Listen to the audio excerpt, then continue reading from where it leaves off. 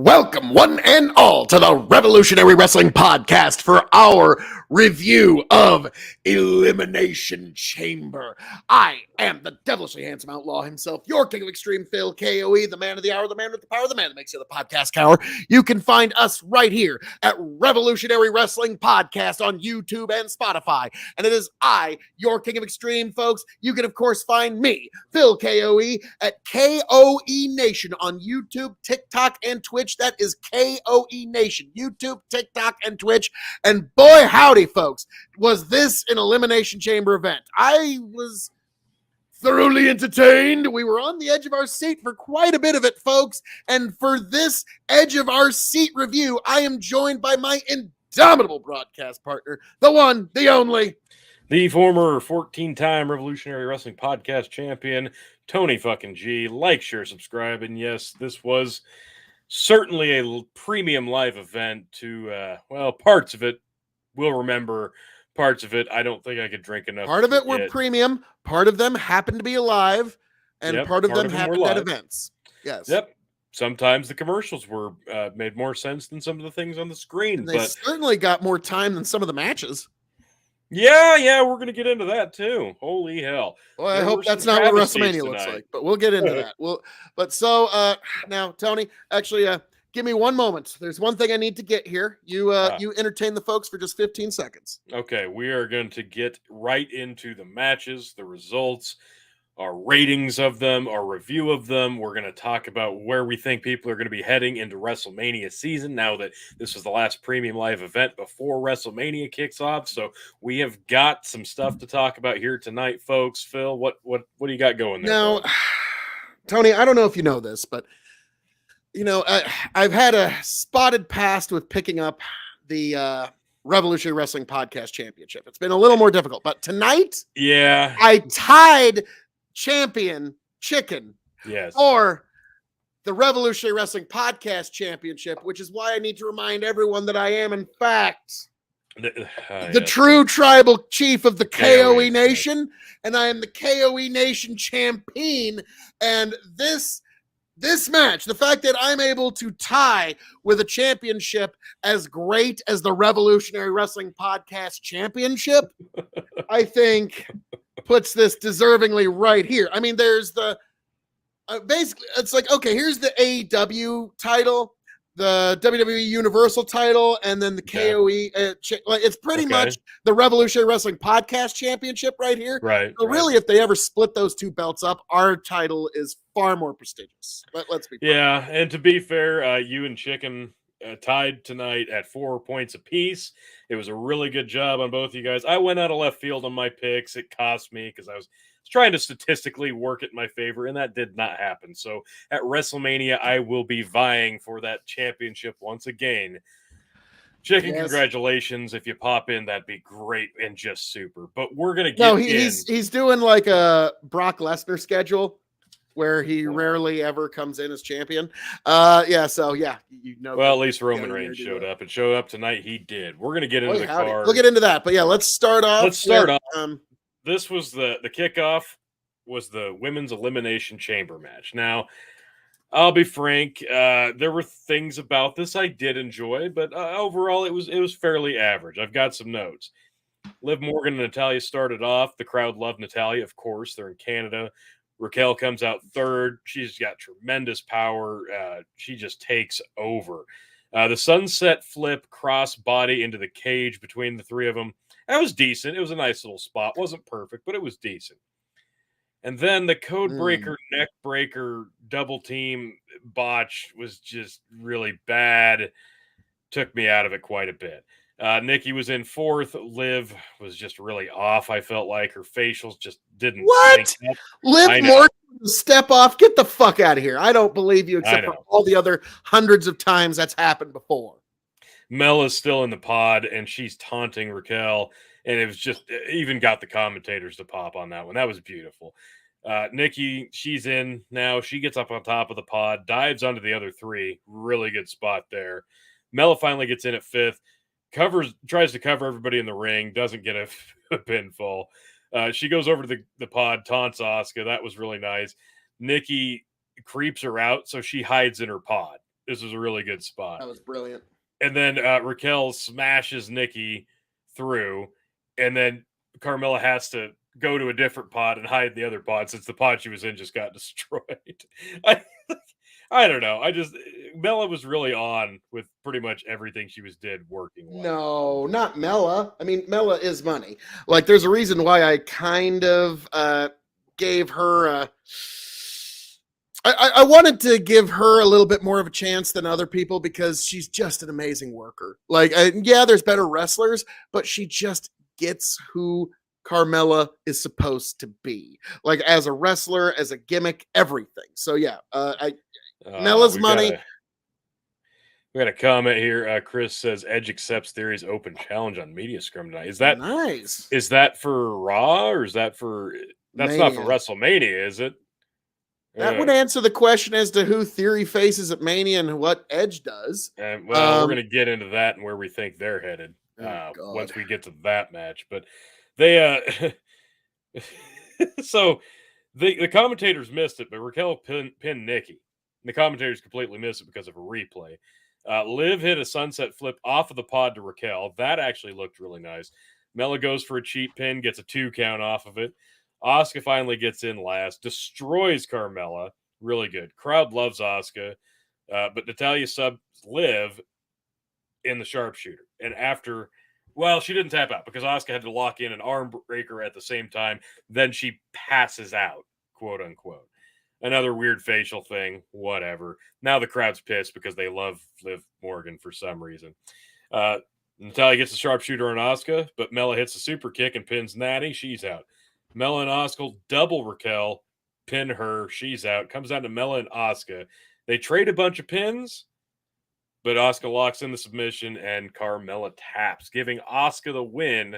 And Asuka punches her ticket to face Bianca Belair at WrestleMania. And that'll be good. All things considered, all things considered, that's going to be a great match. This was okay. Liv Morgan doesn't really do it for me. Raquel's got a lot of promise, but I thought she was a little sluggish in some of the spots. But overall, it wasn't bad. I'll give it 3 because it was Liv different. Morgan is the greatest wrestler in the world, minus 2 steps. Okay, yeah, Edge accept. Yeah, that's fair. Chris says that was for Raw. Okay, definitely not for Mania then. All right, good. Because I've got some thoughts on where they were supposed to go. Like, I'm sorry. Edge. Like, if Liv could just like get ahead 2 steps, she'd be amazing. But she's not quite there yet. So, yeah. Like, what did you give this match, T? I'll give it a 3 because I saw what they're trying to do and it wasn't bad. There were just a few things that took me out of it overall, but not a bad match. Now, this was one of those matches where the cage really wasn't necessary. They basically could have told the same match without the Elimination Chamber. But, it is what it is. I thought that was almost distracting from the match that they were trying to tell. So I'll give it 3. Okay. You know what? I'll give it 2.75. Oh, that's fair. That's all fair. right. And now, yes, Bandit, she was double pinned. You should definitely watch more wrestling. And hello, Tyler. Welcome to the show. We're going to get into the next match. This was such a steaming pile of shit. This took me out of the event. This took me completely out of the event. Really? Bobby Lashley versus Brock Lesnar. This pissed Do me we off. love Bobby? No, nobody loves Bobby. Nobody loves Brock right now. This was a I travesty. didn't even like getting the point that I got this way. This was pointless. This was the dumbest thing they could have done. This match could have been avoided entirely, but they booked themselves into a corner for some reason, thinking that they had to not them. get Brock Lesnar on this card and then somehow find a safe way out of it. You didn't need Brock Lesnar. You had all the heat from the bloodline. You had all the shine on Sami Zayn. This event in Montreal sold itself, but they thought they had to get Brock Lesnar, Canada's favorite neighbor, onto this card. And then I was about to say, he's in the neighborhood. Like, it's a hop, skip, and jump for him. So it's probably no problem. This way, though. I know, but think about it. Any pay-per-view in Canada, you pretty much can get Brock to come because it's just a hop, skip, and jump for him. I would have rather seen a build for a match. This didn't need to happen. Look, I'll sum this up as quickly as I can. Bobby sorry, what? Match. Remember when we used to actually thirst for the Brock Lesnar Bobby Lashley match, and now it's just ho hum. That's how quickly they. No, I don't want to see a rematch. I do not want to. See you will at Mania. That's the unfortunate truth. No DQ. I wanted to see it at Mania. I didn't want to see this. So it was a quick start. Brock gets Bobby into the corner with the shoulders and hits a big suplex. Dumps Bobby out. Follows him. Puts him back in. Brock eats the spear. Second spear. Can't get on the hurt lock. Brock hits the F5 after the counter of the hurt lock. 2 count. Gets another F5. 2 count. Crowd loves Brock. Goes for a third F5. Gets countered. Bobby hits the spear. Gets the hurt lock. Brock kicks his leg underneath Bobby's legs for a low blow. And the ref calls for the bell and the DQ. Bobby Lashley wins by disqualification within minutes. This was so fucking bad. Brock goes ballistic, beats the ever-living shit out of Bobby, beats up the ref, puts Bobby through the table, F5s the ref again on the outside for good measure. Crowd's still enjoying it, but most of them had to feel cheated. Like, I assume most of that noise was probably pumped in because they had to have known they just got cheated. This was so pointless because now this was the rubber match. Every match that these two have had has ended in a really wonky fashion. Brock dropped the first one because of outside interference. Brock got the win in Saudi Arabia via it was a really lackluster win. It didn't really we could say look good. We could say the same for Bobby tonight. And then, Bobby gets a DQ win. So now we have to have a fourth. Yep. And honestly, if it's not no DQ match and they don't have some form of layout that they can tell a good story with, I'm not even interested at all. I'm not looking forward to Brock Lesnar at WrestleMania. I'm not looking forward to Lashley right now. They buried both guys with this. I'll give it 175 because at least up until the low blow, I was enjoying it. I was about to say, because it put me so far in the lead for a good chunk of this pay-per-view, I'll give it 2 stars, but I'm being very generous. But no, like, Brock can sell his ass off. Like, we kind of believed for a minute that the Hurt Lock was going to put Brock down. And I think that's what it's leading to at Mania. The Hurt Lock is going to put down Brock Lesnar at Mania. And a no DQ match is what I think. Yeah, I don't know. I don't care. I don't care about the match anymore. This ruined it for me. They had a chance in a trilogy to really. If they make it an interesting gimmick match, I'm in. Well, it's going to take a hell of a build to get me back on board to want to see this for a 4th time because this sucked. Brock versus Bobby in a strap match. Tell me you don't want to see that. Completely out of any care or concern for their Mania match. This took me out of this show. Okay. Tony G for special guest ref. Fucking right. I will appeal to the audience then because I think Brock versus Bobby in a strap match, that's like the curiosity is going to get you. Okay. Like, you're not going to be able to help yourself. You got to see, like, they got to put some sort of gimmick to this. And if they could actually convince Brock to, try, then we're going to have something pretty interesting here. But that is all Brock can't do the Brock match if he's tied to his opponent. If the strap's long enough, like if it's Daniel Bryan Fiend length, you can make that work. I mean, like Daniel Bryan could get in the corner and do his kicks to the Fiend all the way from the other side of the ring with that strap. But like, it just adds an extra element. So to me, I think, yeah, you put those two in a strap match or anything really, like any gimmick match, I'm interested in. They could do a cage match. That would make the most sense to me. Yeah, that They're would be both interesting. MMA guys. Make it a cage match. That's the only thing that makes sense. No, Then maybe Tony, I might give a a shit. Lion's Den match. Okay, we're moving on.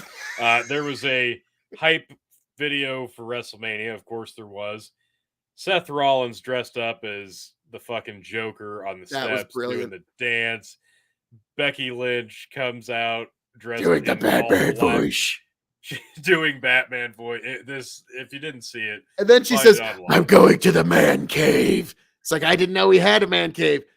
Well, because I'm the man. And at that point, I was like, okay, I'm on board. Like, I hated it every second until it was then. terrible, but it was great. And then there were a bunch of other commercials, which sucked me right back out of this show. It was like, like 5 minutes of commercials. Now, granted, what's funny is the next match was the mixed tags match, right?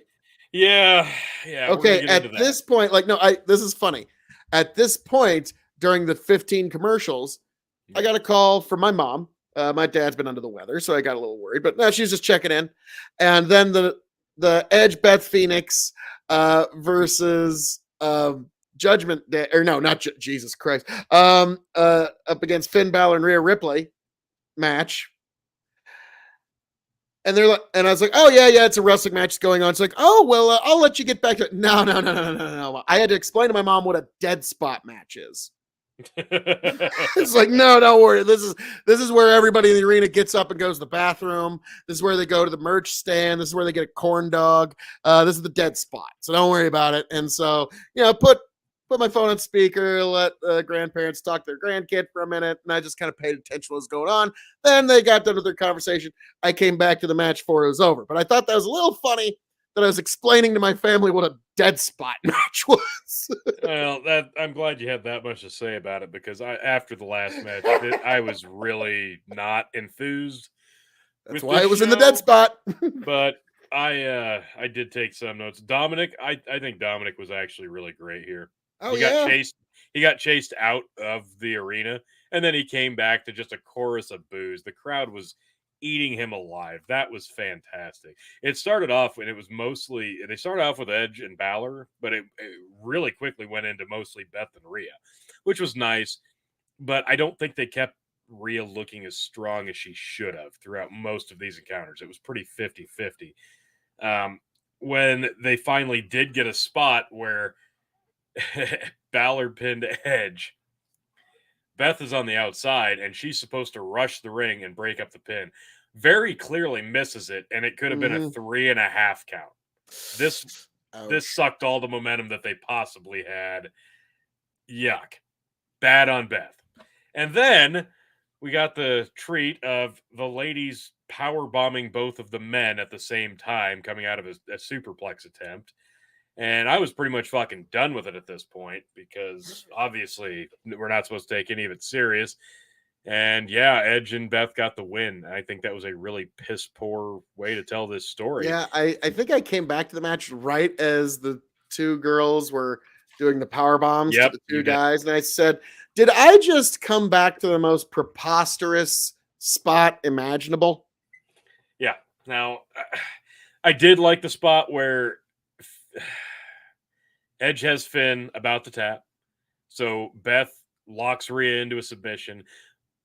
Rhea has to hold Finn's arm up. Don't you dare tap. Dominic gets involved again, drops the brass knucks on accident. Rhea plants it on Edge, but Edge has gotten beaten in the head with chairs and brass knuckles, and apparently he's fine with it because he bounces right back from it every fucking time. It's not even special anymore. So that took me out of it a little bit, but that sequence wasn't bad. Again, Dominic was maybe the MVP of this whole thing. And I don't know. Overall, I'll give it 2 stars because this wasn't the trajectory. Coming out of Extreme Rules, Judgment Day had a lot of heat, and they didn't really do much with it. And then months later, after they buried Edge and Beth comes back, attacks Rhea. During the men's rumble, and then we never see her again. She could have been in the Women's Rumble, but no, she's just there. No, she's just there. We're not going to put her in the match, let Rhea get a little bit of heat back. No. Let's not do that. Let's save it for this match, this mixed tag match. Now, you would think, going into Mania, if they're going to do Edge versus Finn Balor probably should have had the win here because Edge is going to win at Mania. This flips it on its head. Are they really going to put Finn Balor over Edge if they're still going to do that match? And the fact that Rhea had to eat this loss, I know it's not her eating the pin, but at the same time, this takes a lot of shine off of Rhea heading into her match against Charlotte. It doesn't matter how you book it. She took a loss here and did not look very dominant throughout this whole match. So I think this was a disservice to everybody involved, frankly. Trajectory-wise, storytelling-wise. I think the Judgment Day from now on needs to wear old T-shirts of the old WWE pay-per-view Judgment Day. And then let them collect a piece of royalties off that. Yeah. But I think that would be brilliant. Yeah, I mean, goddamn, you got to keep your part-timers strong, T. Yeah, that's the people that you're relying on to do shit at Mania. So yeah, I'm gonna agree with you. 2 stars. So thus far, this has been an incredibly entertaining pay-per-view. Yeah, that's the problem. Like the Asuka win, I'm like, all right, that was decent. And then 2 really a bad match, and then I don't really like the way they went about this one. So yeah, that was those 2 matches. So now we head into what did get us back into it, the Men's Elimination Chamber match for the U.S. title. So, oh man, Phil, what could have been? Started off with Johnny Same Face and Seth Rollins. Yeah. And the first couple minutes, the crowd wasn't even into it. They were just doing Seth's music thing for a while. Yeah. So it wouldn't matter what Johnny Same Face tried. And I remember they're going through wrist locks and I mentioned, Tony, when somebody wrenches on my wrist, this is normally just what every human does. Yeah, if it's not hurts. No, it's just that hurts. You should stop. I like how Johnny has just accepted the fact that he is just an unemotional same face dude and wears the same face emoji on his tights. That's nice of him to at least acknowledge it. I will say Seth, you want to hurt me? I don't believe you. The double teaming from Gargano and Rollins to Theory was some top shelf stuff. Theory trying to make a bargain with both guys and then finally bails into the pod, locks himself in, taunts Gargano, staring him in the face, taunting him. Meanwhile, Seth goes on the other side of the pod and opens it and just kind of holds his wrist up waits for him to turn around. And then they both end up inside the pod beating the ever-living crap out of Theory. Phone booth fight. Yeah. Now, after this, at that point, the only thing I could think through this whole match was get Montez Ford in there. Montez Ford in there. But now then we had to painstakingly go through Bronson Reed. So yeah, and then Damian Priest. No, Priest came in 4th. Okay, sorry. But I'll sorry, it was just so entertaining. I forgot which order they came in. There was some stuff between Damian Priest and Seth Rollins. I'm like, they might have something there. You could get those 2 in a program. I think there'd be something. Okay, there. Tony, Seth Rollins could have a good match with this bottle of William LaRue Weller. If you get Priest out of Judgment Day and back on his own, there's something there. There is something there. Reed does come have in 5th. Good match with this pair of glasses, Tony. That's not fair. And if you give him a good dance partner, it makes an even better match. That's what I'm talking about here. Bronson Reed comes in at 5. Because we wanted that. Seth Rollins could have a good match with Father Time himself, Tony. Yes, that's good. With Father Time himself. Okay? It was there. Phil. I had to use the prop. Phil, it's Tony, okay. The door was open. I had to walk through it. Anyway, so Bronson Reed comes in at 5 because we wanted this ashtray, Tony. He could have. Oh, I'm done. You got them all out? You got all the visual gags out? Jingling keys. Okay, there we go. Okay, got it. Got it. It's out of my system. Instead of Montez Ford coming in at 5th like we wanted, even though we wanted him at 4, Bronson Reed comes in. He cleans house, does a bunch of double team moves. It's fine. That's what he's there for. He's there to be the big guy, the big beefy guy doing big moves to 1 to 2 guys at a time. Fine.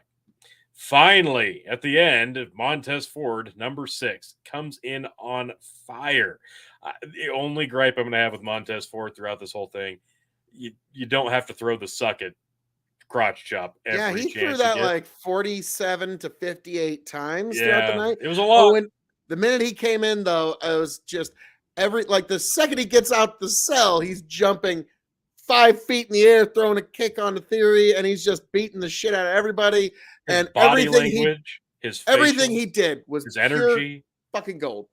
Yeah, Like when Montez Ford, Gargano amazing. and Reed did that spot that almost broke both of their necks. Yeah, so Um, Reed has Gargano up on his shoulders. Seth springboards into the ring and hits a clothesline on Gargano, who flips backwards and does a reverse hurricanrana to Bronson Reed, the tub of a man, nearly killing both of them. It looked amazing. I don't know that I would have risked it for this match, but kudos to them. And then Montez Ford shows the agility and athleticism and strength that he's got. He ascends the cage, not just the wall, but he starts climbing up the inclined portion of the cage, flips himself over while hanging up there, and then does like a reverse flip splash onto the field of players. It was a beautiful visual. It's one of the things you've never seen in this match, so it really did stand out. Interesting. Yeah, like that one was great. And then Montez Ford, just with the way he flipped over Bronson Reed for the cover, was like the person in the back row could Well, it was see not the before that. desperation.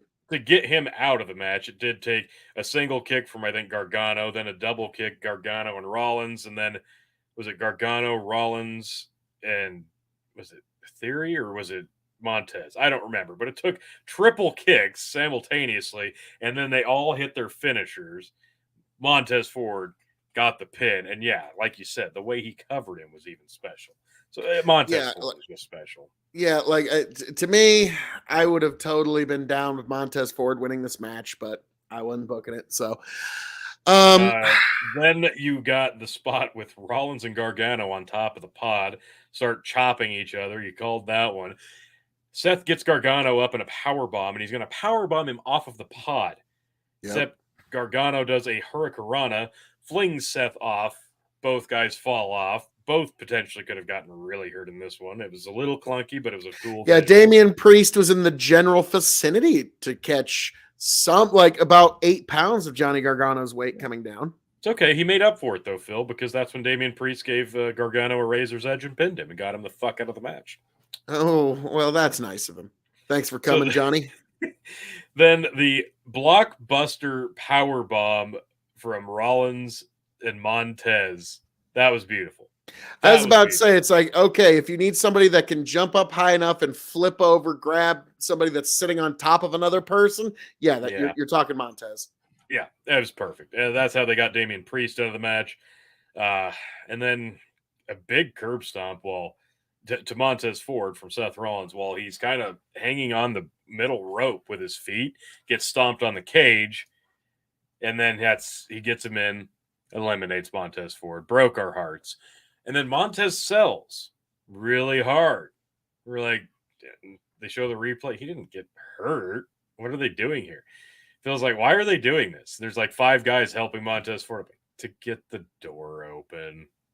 And you're like, oh, man. Sure as shit. And so, like, even in this match, I was still 80% correct, which is why, I mean, like, in terms of like Chael Sonnen points, Tony, I am the actual champion because I was 80% correct in this match too. It was just the person who happened to get a 1, 2, 3 might have been a slightly different, but Tony, don't let something so inconsequential as that get in the way of a good KOE story. So yeah. The real champion, like the king of extreme here, heading into Mania as the KOE champion. So with the door open, that's when a yellow shirt, loud looking son of a bitch, Logan Paul hits the ring. Paul shows up. Jesus. Honestly, I didn't expect it to go Logan's the heel and Rollins is the face, because Rollins has been a heel for so long, but the crowd kind of turned him back. And the last time we really saw Logan, the crowd wanted to cheer him against Roman. And when they brought him back, they forced him to be a heel. So it's a different dynamic than I kind of wanted to see between these two, but it'll work because this match is going to be fucking great. But Logan does distract Seth quite a bit. And it was enough. It was enough to cost Seth the win. Theory hits his finisher. Theory retains. I really did enjoy this one. It wasn't the most stellar Elimination Chamber match, but there were spots I'm like, damn, these guys are at least putting in the work. They are trying their asses off, and there was some unique stuff. So I really did enjoy it. I don't mind that Theory got the win. I really liked your idea that Rollins wins the U.S. title and defends it and drops it to Logan Paul. I think that would have been a better story overall. We'll see where they go with Theory for Mania. I don't know. But overall, the match. Be that big, so. No. I give the match 3.75. Yeah, I'm remiss to give this 4 stars because they didn't give Montez Ford nearly enough time. True. They made us wait till the end. So, yeah, I'm going to agree with you, 3.75. I can't look at this and go, like, Montez Ford finally got a big singles debut. Like, we were robbed of him in the Royal Rumble. He got a big singles run in this, at least finally, once they put him in the match. I don't know where they're going to go with him. I really don't. I'm waiting and salivating at the idea that eventually they're going to break the Street Profits up. I can't wait for that singles run. If they do it right, he could be one of the all-time charismatic figures, superstars. He really could be. He's got all the tools. Austin Theory with the U.S. title. I don't know where they're going to go with him. I hope they have something in mind instead of just throwing a bunch of people in for a 4 or 5 way at WrestleMania, which you know is what they'll end up doing, and nobody will care about the belt. The match will be fun, but nobody will care about the belt. And it's not getting. It'll be a nice night 1 dead spot match. There you go. So I mean, if it'll be a good match though, but nobody will care. Bronson Reed, I don't know. He's just going to be a big body. It looks like they didn't really elevate. He had a couple moments where he looked good, but other than that, he was in fact present. Gargano, I assume, will be involved with the U.S. title moving forward. What else do you do with him? Priest is unfortunately handcuffed to Judgment Day. No idea what he'll be doing. Really, it's just Rollins we know is going to face Logan Paul. Rollins came out looking the best of this. Didn't even get the win. There you have it. Well done. The Shield knows how to do that. Even when they lose, they win. That's just all the members. Have you ever noticed that? I have. Well, let's call him Moxley now. John Moxley, Seth Rollins, Roman Reigns, even when they lose, they somehow seem to keep a little piece of shine on it. It's funny how that works. And now, it's time. Your main event. Yes. Oh, my God. This match. Wow. After the pretty decent Elimination Chamber match, I was really ready to see this. Same here. Holy crap. The package was great. Honestly, usually the packages run long. I felt like they could have done this package twice as long, and I wouldn't have been upset. Oh, yeah, they cut it real short. Yeah, the package was good, but like, man, there's so much more of the story we could have told. I know what the story is, but I still want the recap because it's been that good. Roman Reigns comes out first, gets the big entrance. It's fantastic. And then Sammy, his music hits. Like Heroes Welcome Pop. Oh, the crowd was ballistic, and he just stood there and kind of soaked it all in, giving a really nervous glance. And then he fired up, and they fired up even more back with him. And they were electric for Sammy getting to the ring. And I can't remember the name of the announcer gal, but she did a really good job announcing these guys. She really lays it in thick for Roman. She really does. Mm-hmm. And when you kind of have to for the tribal chief. Yeah, you do. But Roman Sammartino. When she announces Sammy, the crowd loses their minds again. It's fantastic. And when Roman gets announced, when Sammy's bouncing around the ring before the bell rings, he's just smiling, and he even blew Sammy a kiss. It was beautiful. And when he gets announced, he goes over to Sam and he holds the belts up, and just the body language of Roman. He looks amazing doing this. And then they finally ring the bell. How long did it take before anything actually happened after they rung the bell? Okay, Tony. Hulk couldn't milk a crowd like this. Roman stood fucking Stoic. fucking death staring into Sammy for the better part of 3 minutes. And then there was a little bit of walking around of the ring. And so it took a full 5 to 6 minutes. And you know how I know, Tony? Because during that stare down, your kids came and interrupted you multiple times. Yeah. And in all of that, like when you're like, okay, not right now, right now, like, and all the, the corralling that it takes. By the time you got back, their stare down still wasn't over. So that was how good it was. It boiled down to Roman moving from one side of the ring to the other, and the crowd was eating it up out of the palms of their hands. They didn't do anything. They just stood there and walked around, and the crowd was electric. This is how you know you're doing something right. You don't have to go out there and bust a bunch of furniture. You don't have to go out there and do a bunch of gymnastic routine flips. You don't have to go out there and blade.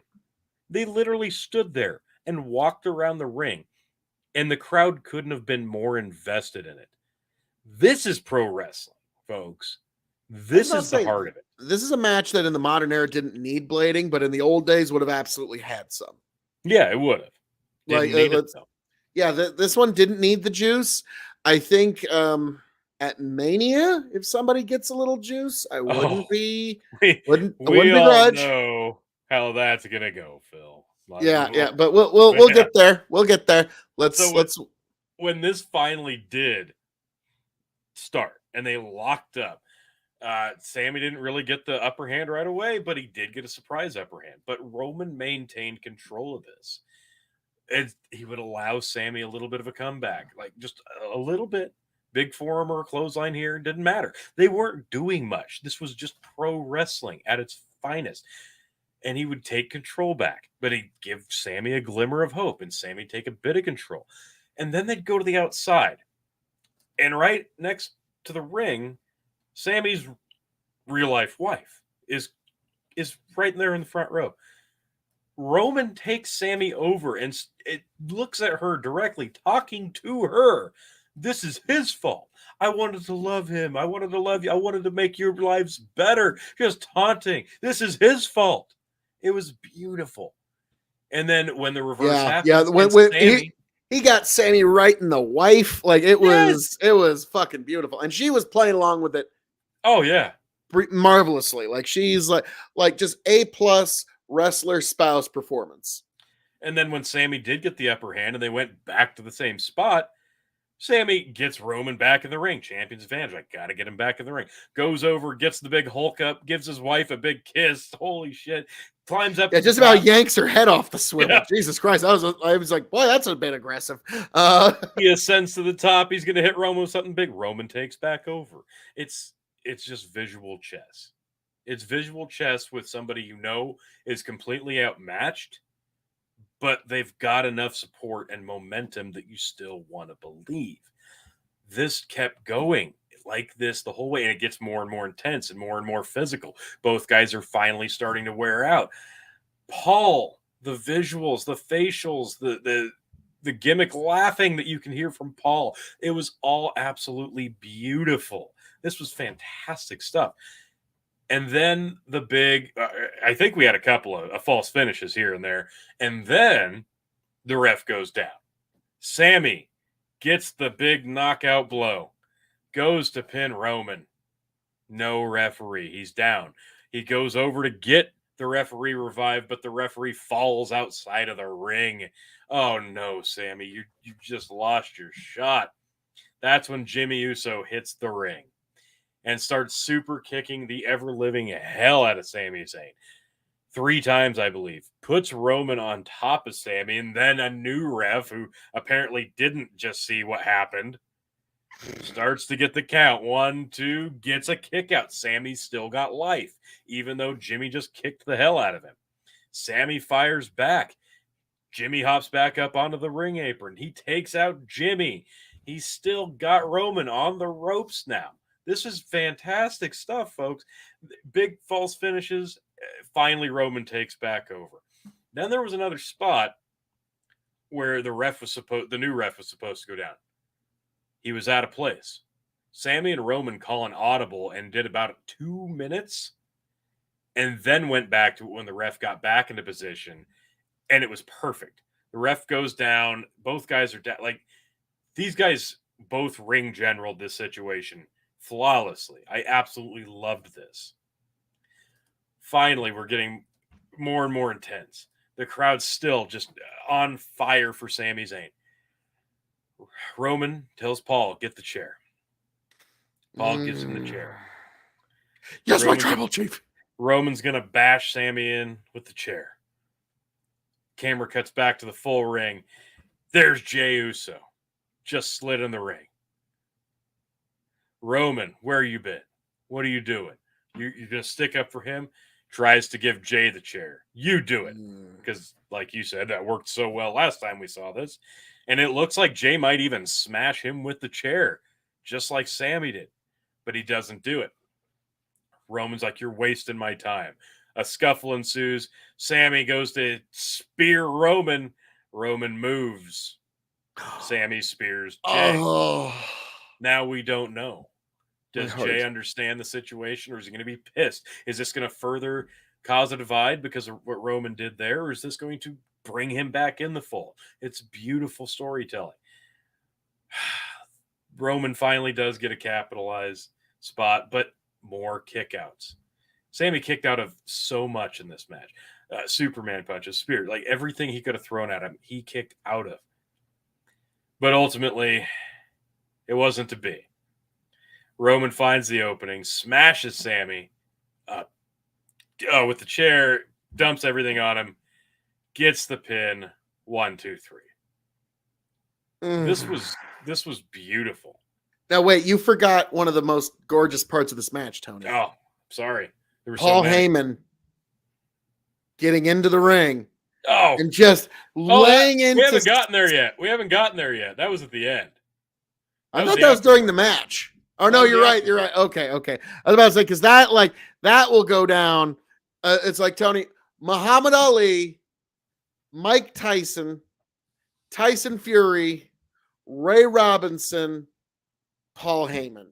Like, I mean, with those, Tyler Williams, okay, but how long they gonna let Roman hold the belts? Not much longer. When he surpasses Bruno Sammartino's title reign, then they'll consider. He's not going to have the belt for 5 more years, Phil. He's going to have the belt for 5 more years, Tony.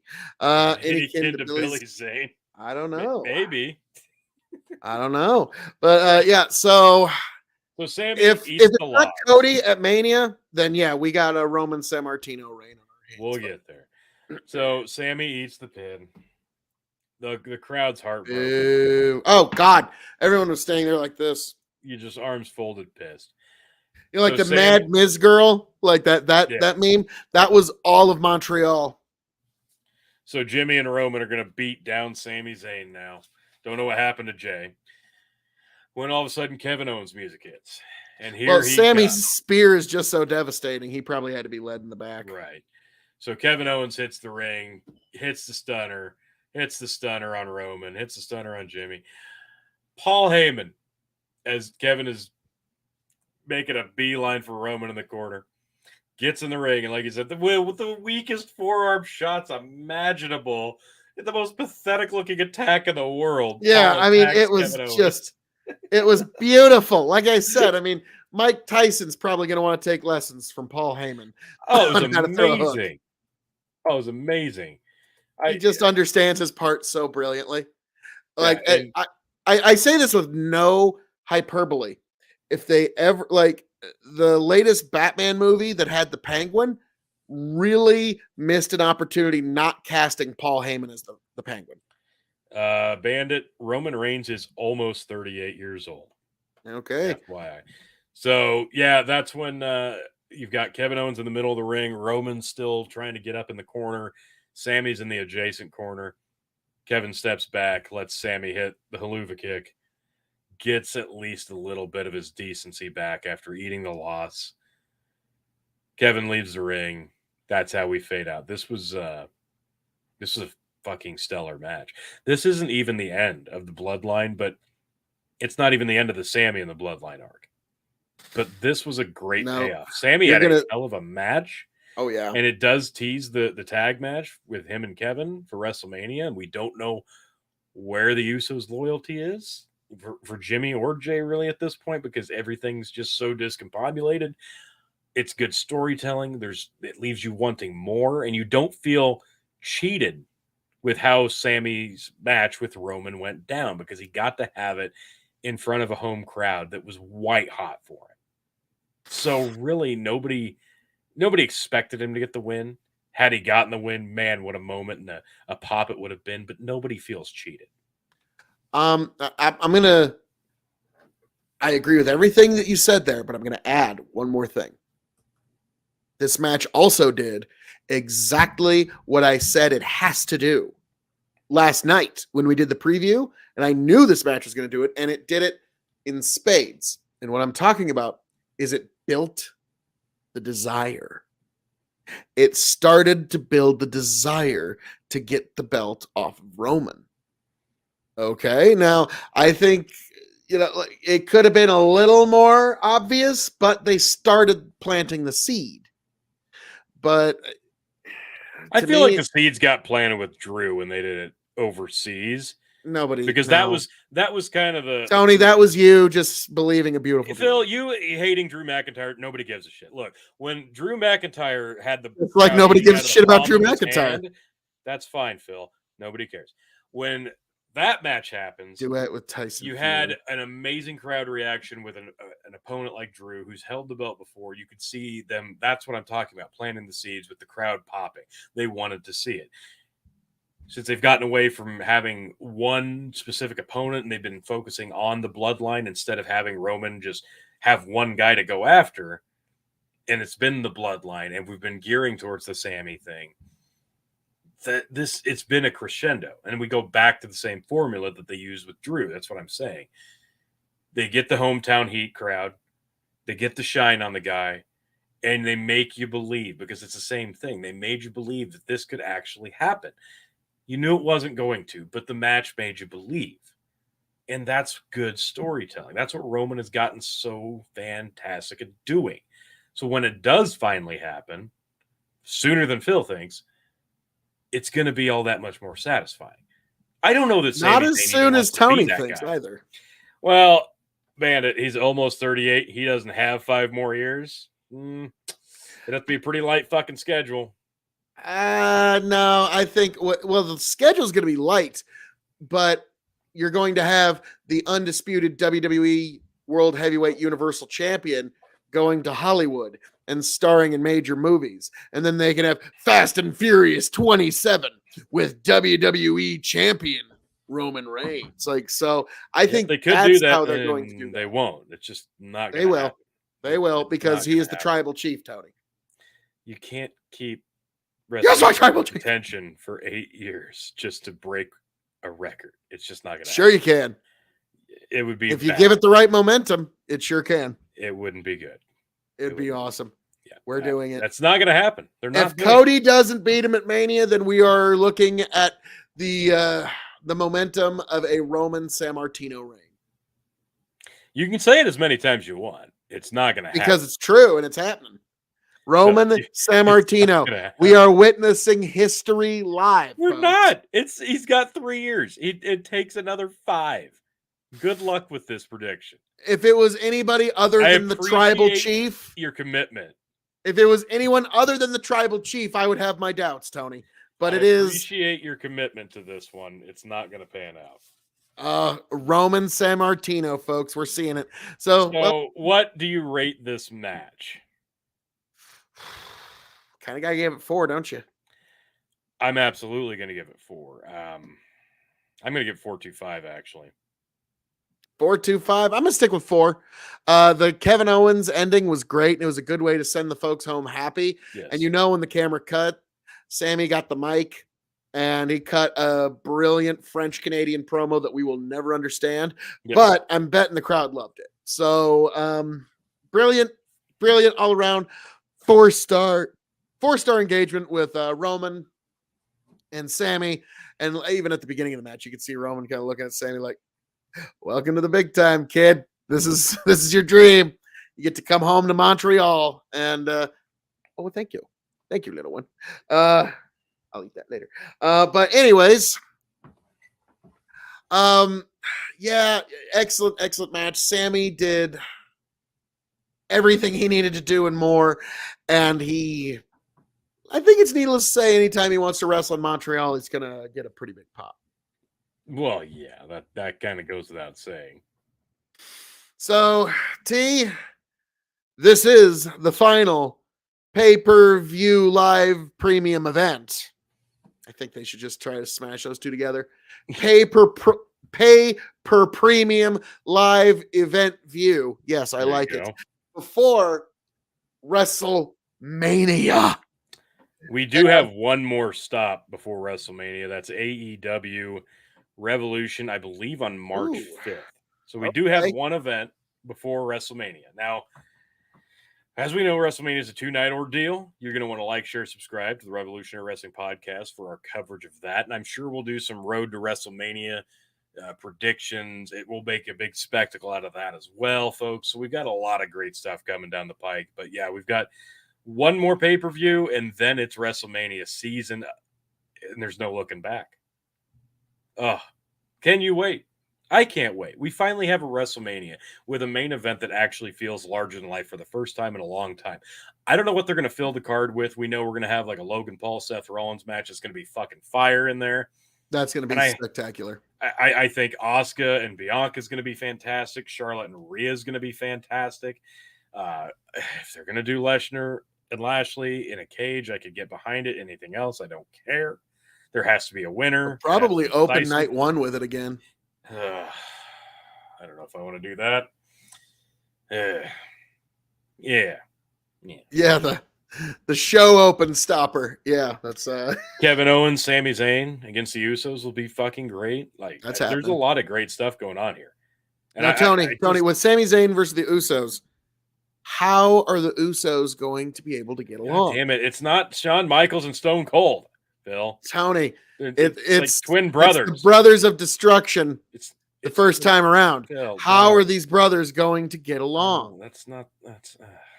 Yes. So that's exactly the inner conflict that Jey Uso has, and I was exactly. So how are they going to get along with this inner? It's not the conflict with his brother; it's a conflict with Roman Reigns and his loyalty to the blood. Well, I mean, his brother's loyal to Roman, so there's conflict. I stick with my prediction from last night. I feel Kevin Owens and Sami Zayn will win, beat the Usos for the titles. Jey is going to offer up Jimmy to Sami Zayn, just like Sami Zayn offered Kevin Owens up to Jey at War Games. It's going to be a beautiful visual. It's going to bring so many things full circle. It's going to plant that big dissension. It's going to be a big blow to the bloodline heading into that match with Cody. How can Roman get his focus back? He's losing the bloodline. It's falling apart from the insides. Who's left to support him in this main event? It's going to be an amazing story. I cannot wait for Cody and Roman. We're talking match of the year candidate before it even happens. You know it's going to be fantastic. Take a shot. There you go. Thank you. I would take one too. I'm a little under the weather tonight, though. Oh, shucky darns. T. So you've kind of broken down a couple of the matches. The bigger question is, is this going to be the first WrestleMania where they don't call in the old, the retired talent, the part-timers? Because Stone Cold could potentially do a match. I mean, now Kevin Owens will be busy. It depended what they were going to do with Roman. If they were going to do a 2-night thing with Roman and The Rock's not doing it, I don't think you have to do 2 nights with Roman now. So I don't think there's any reason to do the Stone Cold match now. Who could he do it with? I don't know. Steve Austin, I know Steve Austin's kind of feeling it again, but Kevin Owens was soft enough on him to the point where he didn't have to worry about his neck. Yeah. Roman, he's pillow soft, but at the same time, to sell that spear, you're going to have to take a hell of a bump. And I don't think that's something Austin really wants to do. So I think the only old guard you're going to see potentially, I guess you got Brock Lesnar, Edge, maybe Brock, John Cena. I don't quite call him the old guard yet. What he is the last guy with that old school mystique. Little Fettuccine asks, how was the pay-per-view? The Women's Elimination Chamber was mediocre to above average. The Lashley Lesnar match was a steaming pile of dog shit, and they shouldn't have done it. It was embarrassing and pissed us all off. The mixed tag match was mixed review, frankly. I didn't love it. I think they went with the wrong winner. I think they went with the wrong story trajectory, but we'll see what they do. I assume we're going to get Edge versus Finn at WrestleMania. We'll see. I don't know. I'm not as excited now with the way they told it, but the men's Elimination Chamber match, pretty damn good. Pretty damn good. I gave it 3.75. A really good one. I enjoyed it. And the main event was just absolutely fantastic. If you get a chance, you got to go back and watch this.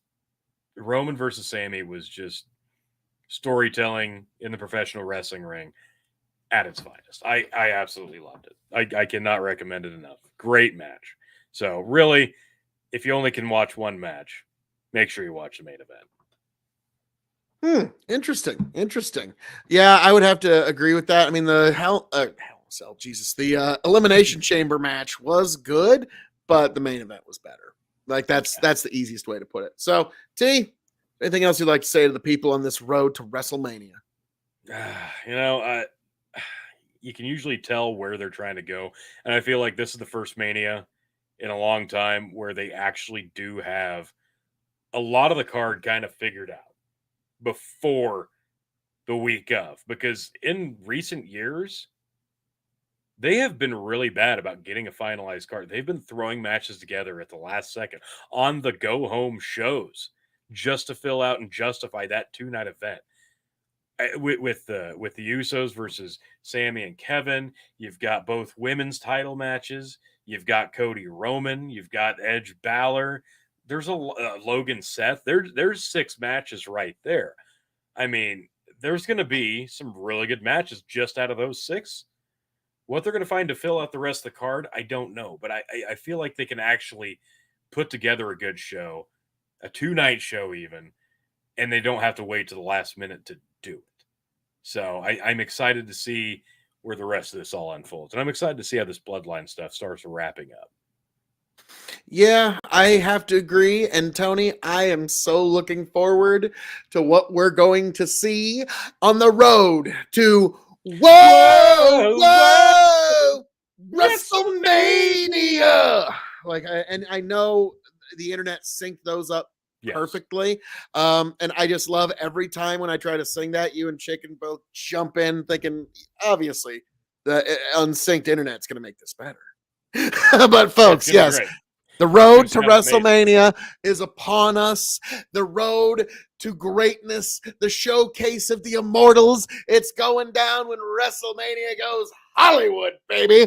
And you're going to be right here at the Revolutionary Wrestling Podcast to see all the news, the views, the thrills, the chills, and all the spills along the way to WrestleMania. So, folks, as I'm known to say around here, all that being said, thank you for joining us here for our review of Elimination Chamber.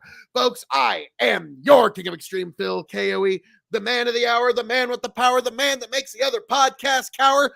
You can, of course, find me at KOE Nation on YouTube, KOE Nation on TikTok, KOE Nation on Twitch. But that is, of course, right after you subscribe right here to the Revolutionary Wrestling Podcast on YouTube and Spotify. Be sure to also follow us on Big Buckin' Empire on Facebook, folks.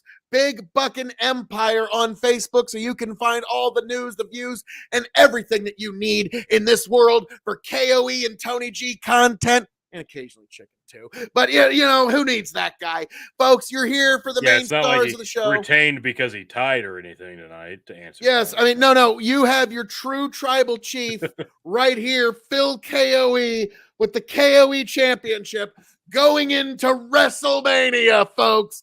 This is going to be the one. This is going to be where it's all on the line. This is going to be the WrestleMania you need to see, folks. God bless every last one of you. Thank you for being here. Thank you for joining us. Raise a glass to yourselves. I hope you all find yourself back here at the Revolutionary Wrestling Podcast, the KOE Nation, and Big Buckin' Empire. Happy, healthy, much the wiser. Tony, take it away. Folks, just like, share, subscribe, Linktree/Big Buckin' for all of our shows across the Big Buckin' Empire. But the Revolutionary Wrestling Podcast, like I said, we've got one more stop, AEW Revolution, coming up March 5th. Be here for that. Be here for the coverage and the predictions and the review. And then, yes, our road to WrestleMania coverage, our predictions for that. Both nights, the review, the recap, the results, and the ratings. It's all coming down in the next couple months, folks. You're not going to want to miss it. Like, share, subscribe. Do not miss it. Be here for us. Thank you for joining us, and we will see you for Revolution. And see if it just smooths itself out. Back, tell you what I'll do. If I ever get back, I promise to refabricate you. Raging rivers of gold. That's what the brochure advertised. And now we're lost. We gotta take it down. Let you down slow. It's hard to survive.